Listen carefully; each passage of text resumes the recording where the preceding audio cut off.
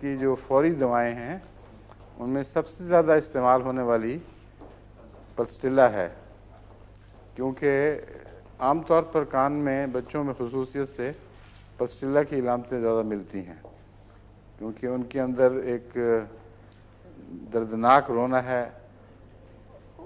داڑھ کی دردوں میں عموماً غصہ زیادہ ہے، حالانکہ اب یہ نہیں کہا جا سکتا کہ کان کی درد زیادہ سخت ہے یا دانت کی، مگر دانت کی درد والے اکثر چڑھتے ہیں اور ان میں ایک قسم کا ماحول سے تنافر، غصہ یہ زیادہ پایا جاتا ہے۔ لیکن کان میں حالانکہ درد بڑی سخت ہوتی ہے، عموماً تجربہ یہی ہے کہ ان میں بچوں میں نرمی اور دردناکی ہے، کچھ کرو میرے لیے، مگر آگے لپٹتے ہیں، جھکتے ہیں۔ مگر بعض بچے غصے والے ہوتے ہیں، ان میں بڑا سخت تکلیف، وہی جس طرح دانت کی درد سے غصہ چڑھتا ہے اس سے بڑی سخت تکلیف ہوتی ہے اور مزاج مشتعل ہو جاتا ہے۔ ان بچوں کے لیے پلسٹیلا کام نہیں کرے گی۔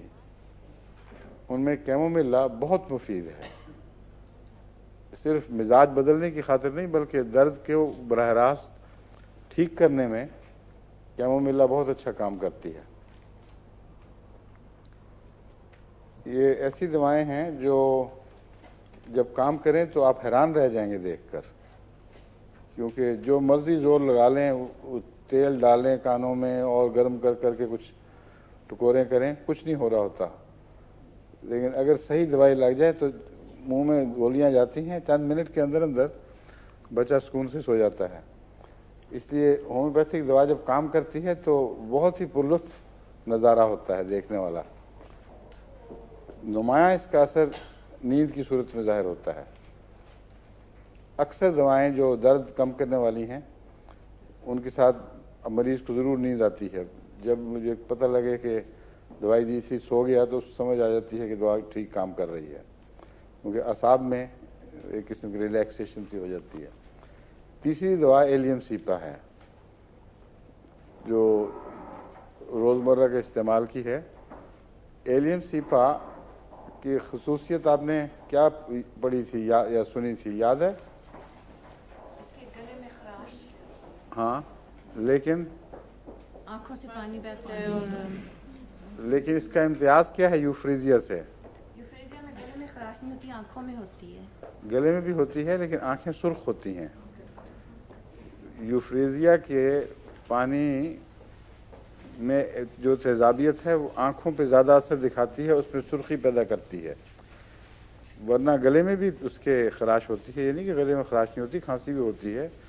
یوفریزیا کی کھانسی کی خصوصیت یہ ہے کہ رات کو سوتے میں بار بار اٹھتا ہے بچہ۔ یہ تو ہر کھانسی سے اٹھتا ہوگا، لیکن دن کے مقابل پر میں بتا رہا ہوں کہ یوفریزیا کی کھانسی رات کو زیادہ اثر دکھاتی ہے، لیکن آنکھوں میں سرخی پیدا نہیں کرتی۔ یوفریزیا کرتی ہے، ایلیم سیپا نہیں کرتی۔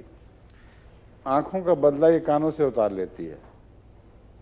جو کمی رہ جاتی ہے نا آنکھوں میں، وہ کانوں پہ بہت برا اثر دکھاتی ہے۔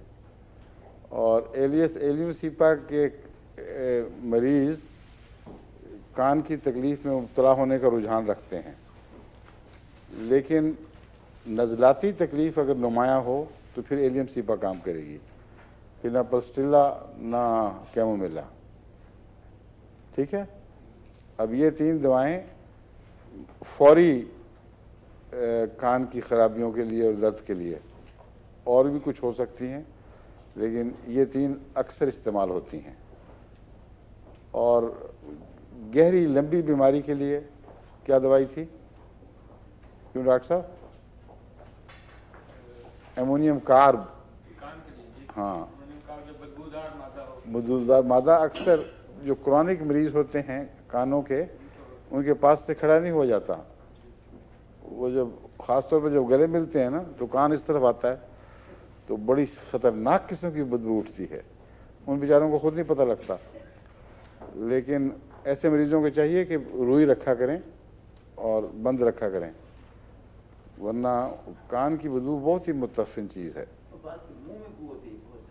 کانوں کی हम मुंह की बातें होंगी तो सोच बातें होती है। हाँ। एक और दवा है बदबू के जिक्र से, एक मुझे कल ही ख़त मिला है कि पाकिस्तान से एक बच्ची ने लिखा है कि हमारा भाई है, उसके जिस्म से बू आती है और ख़ास तौर पर रात को जब सोता है तो ऐसी खौफनाक बदबू उठती है कि उस कमरे में कोई घुस नहीं सकता, नामुमकिन है। ऐसी बदबूएं जो जिस्म का हिस्सा बन जाएं बाद बीमारियों के नतीजे में होती हैं। बाद ऐसे जहर हैं जो जिल्द से बाहर निकलते हैं और पसीने के ज़रिए या सांस में भी बू पैदा कर देते हैं। वो बू भी सांस में जो पैदा होती है लोग क्या समझते हैं सिर्फ मैदे से आ रही है। मैदे की बदबू भी होती है, लेकिन आमतौर पर खून जब लंग्स में पहुंचता है तो लंग्स उनको साफ़ करते हैं, तो बाज़ बदबूदार मादे लंग्स से सांस में जो वेस्ट है ना सांस का, उसमें बाहर निकलते हैं। तो बहुत गहरी किस्म की बदबू पैदा होती है उनसे। बाज़ों के दांतों की बीमारियों की वजह से बदबू होती है। तो मुख्तलिफ वजूहात हैं बदबू की, लेकिन अगर बदबुओं की तरस को डॉक्टर अच्छी तरह समझ ले तो उससे कई किस्म की दवाओं की तरफ इशारा मिलता है। तो कान में जो बदबू है, असल हम उसकी बात कर रहे हैं। पीर साहब ने ज़बरदस्ती दांत मुँह की तरफ मुतवज्जे कर दिया, इस वक्त वो बहस नहीं चलेगी। एक सिर्फ बताना चाहता था दवा जो बदबुओं में ख़ास मुकाम रखती है और उसका जिक्र सिर्फ बदबू के तौर पर ही मिलता है। हालांकि मेरा ख्याल है ऐसी दवा जो गैर मामूली तौर पर बदबू से ताल्लुक़ रखती हो उसका गहरी बीमारियों से ज़रूर ताल्लुक़ होगा, और वो है रस ग्लाब्रा, RHUSGLABRA।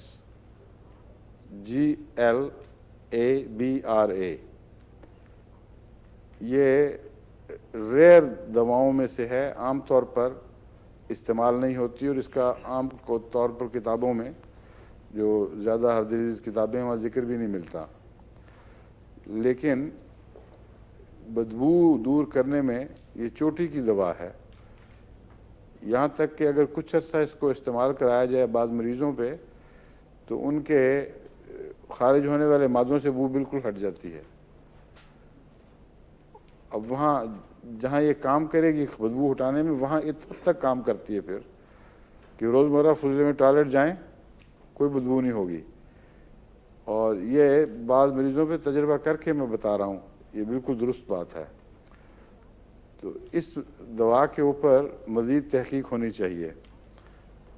अब तक तो हम यही इस्तेमाल करते हैं कि बदबू, मगर मैं समझता हूँ जो इतना गहरा असर करने वाली दवा हो वो उन सब जगहों पे असर करती है जो बदबूदार मादे जिस्म में दाखिल करने वाले अज़ा हैं या बीमारियां हैं।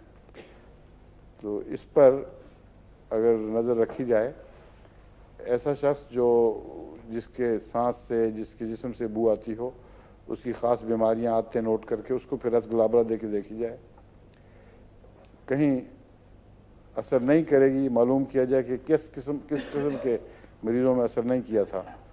यानी 100% कोई दवा भी असर नहीं किया करती, ये याद रखने अच्छी तरह। आम तौर पर कहना चाहिए, आम तौर पर असर करती है, और इस सवाए एक दो दफ़ा के मेरे तजर्बे में रस ग्लाब्रा ने हमेशा असर दिखाया है। मगर ऐसे मरीज़ कम आए हैं जिन पर रस ग्लाब्रा की ज़रूरत पेश आई। अक्सर मरीज़ जो बाज़ ख़ास बीमारियां लेकर आते हैं उनकी बीमारियों के साथ कुछ ना कुछ बदबू तो तबन एक उस बीमारी का एक लाज़मी हिस्सा होती है। इसलिए हर बदबू पर मैं रस ग्लाब्रा ना दिया करता था, ना इसको मैं मुनासिब समझता हूँ। मगर और फिर दूसरे है कि इस पर तहकीक नहीं हुई दवा पे ज़्यादा। जब तक यकीन न हो कि कोई चीज़ क्या करती है उस वक्त तक ऐसी दवाएं उसी वक्त हम इस्तेमाल करते हैं जब और दवाओं की पेश न जा रही हो और मजबूर होकर कोई अजनबी दवा ढूंढनी पड़े, तो फिर अंधेरे में एक तीर मारने की कोशिश है।